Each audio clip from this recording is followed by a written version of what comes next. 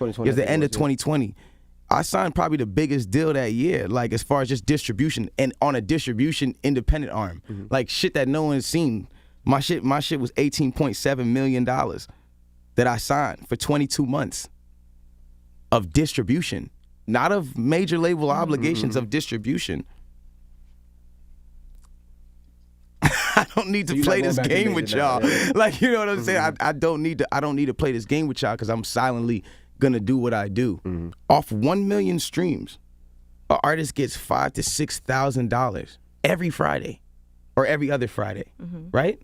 So that means that when I wasn't dropping shit and I was at home, some label was sitting on their ass collecting $15,000 a day off of Tory Lanez music. But that music, if it was made by me, then I would be sitting at home scratching my ass fucking making $15,000 a day.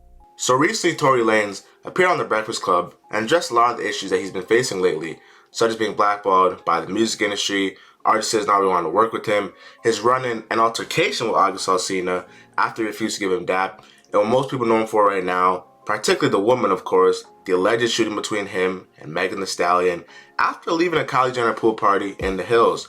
Now, this is a Charlamagne the God Bless interview, so the intrusive questions such as, let me see your hair, who did you shoot her, all the type of questions that he would ask her that he just doesn't care and, which makes him a hit radio personality, were not asked because he was not there. Tory Lanez deeply spoke about being blackballed by the big folks over at Apple Music and Spotify and how he would make music literally knowing only a small percentage of people are about to hear it. Now, being blackballed is definitely one of the most hurtful things to a musical career, especially if you sign to a major label that invests millions of dollars into you. Because, regardless of how much money executives put into your career, the people at the head of these streaming platforms control the playlist and essentially control the reach of your music and your audience. Now, luckily for Tory Lanez, he's no longer signed to a major label, so he doesn't have to jump when the white man says so, of course. So he can actually freely drop music and reconnect with his fans, which made him realize that in order to catch fire again, he needs to double what these artists who are being pushed by the label are doing. Now, Tory Lanez is an artist despite his media drama is secretly winning. Tory Lanez signed an $18 million distribution deal in the end of 2021 as an independent artist for 22 months for only distribution, simply just promoting his music through online platforms such as Apple Music and Spotify, and whatever the platform may be. This doesn't even include touring, selling merchandise, or any other streaming incomes that he may make. Now I'm gonna keep it 100, right? We live in a delusional world where we think that if someone who is a public figure, of course, doesn't have millions of dollars, they're considered broke. However, Tory Lanez is a Canadian R&B artist who has 20 of them. So what does that make him? Now, this is absolutely no pocket watching, but we gotta realize this. Tory Lanez is being slandered in the media. His songs aren't getting plays. So from the media perspective, it looks like Tory Lanez is losing, but Tory Lanez is secretly winning. Now, Tory Lanez is an artist who's been in the industry for so long, he doesn't even let the hate and slander get to him anymore. He said in the Breakfast Club interview that he gets hate and slander so much that he almost becomes numb to it. If 500,000 people were to like his Instagram photo, and 1,000 people were to comment that he's bad or they hate him, how many people really hate him out of that whole percentage? And he just talked about a lot of times people in the media just want to see drama. That's why all these type of reality TV shows and true crime documentaries do really well, because people love drama and we feed off of that energy. The main purpose of a distribution deal is to build a bigger audience in your genre. And this is only most effective when you're established in your genre. It's like most struggling artists flex being independent, but it's like nobody knows you. It's not like you're the biggest artist reaping all the awards from being independent.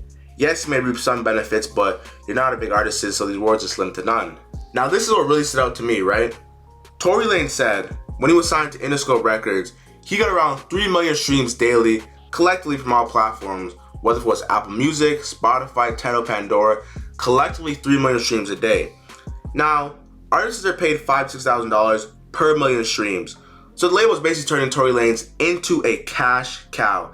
They're making $15K a day off doing nothing, simply streaming. Now, Tory Lanez realized this and he wanted to reverse the power dynamic. He's the artist, he's working hard, he's making the connections, getting features on the songs. The label obviously does have partial responsibility for that, but for the most part, he is the face card and doing a lot of the work. So he wanted to reverse the power dynamic, so he cut out the middleman, started his own records, Umbrella Records of course, and he is actually profiting off all the money himself, because he realized that he needs to find people to do every role, which he did, and now he's profiting the $15K daily because he's not signed to a label. He's getting the same money from the streams, even more, of course, and he realized that the power of the industry. Now, most artists is, when you get to that stature, of course, you should look to find people to do every job and be independent and run your own label and do it yourself. Now, many artists, most of course, take the label route to get some form of relevance because labels have money, they can get in front of the right audience, and they have connections so they can get in front of the Breakfast Club they wanted to, Hot 97, and they basically have connections within the industry to get you, on playlists and basically put you out there to the bigger world and to a bigger audience in the industry. Now, record labels could give artists who never see more than $10,000 and $1 million advance, which gets artists kind of hooked to a lifestyle that was foreign to them. Now, let me say this, right? Even if an artist had $1 million from a business or street money, or whatever the case may be, they will not use their own money to invest in a musical career that may fail. So them being ignorant to the tactics of the label, looking for a quick come up, large sums of money by the advances by the label, they enter a cycle that kind of shoots them in the foot when they become financially literate enough to realize that they've been taken advantage by the label. Now, Tory Lanez should be a blueprint for newer generation artists, regardless of genre, of course, that once they get hot and find out what the labels are doing to keep them relevant and a hot artist, to detach from the label and find certain people to do certain roles and build a team of people who are serious of taking your career to the next level, which is what Tory Lanez actually did in the situation. He found people that can distribute the music, he found people that are really good working with him, and he made a team that basically doesn't need a label anymore and that he's successful.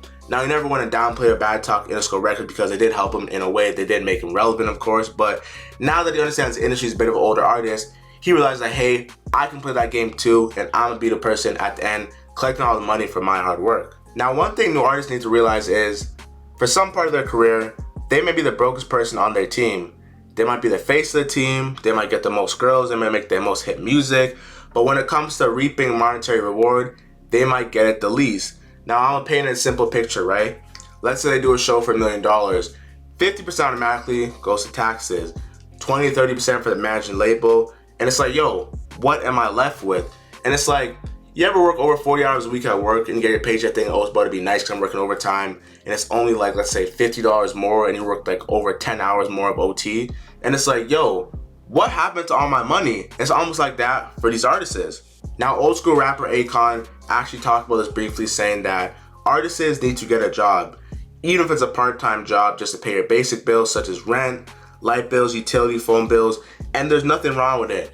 Now, we live in a time where there's instant gratification, people want to be perfect, and people want to basically look like they have everything planned out, so they don't want to work any job that's actually an honest living because they might look like they're living a worse life compared to people on social media. And this is why you can't be following people on social media and living your life off these Instagram models and celebrities, because their life is not actually like that behind closed doors. And even if it is, they're part of the 1%. Be yourself, nothing wrong with that.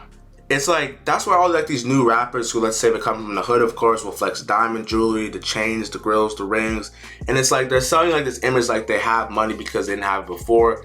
And it's like they still live in the hood, and I'm not knocking them for it because that's their struggle, that's where they came up from, and salute to all of them. But it's like, people believe what they see on social media. And social media is about to be the downfall for a lot of people's mental health and careers, because you can't believe everything you see on the internet, man. Believe half of what you hear, none of what you see. You know how that goes, man. Make sure you go tap in and watch my true crime documentary playlist on my YouTube channel, which talks about the downside of being a rapper and the hatred and envy they face in the music industry.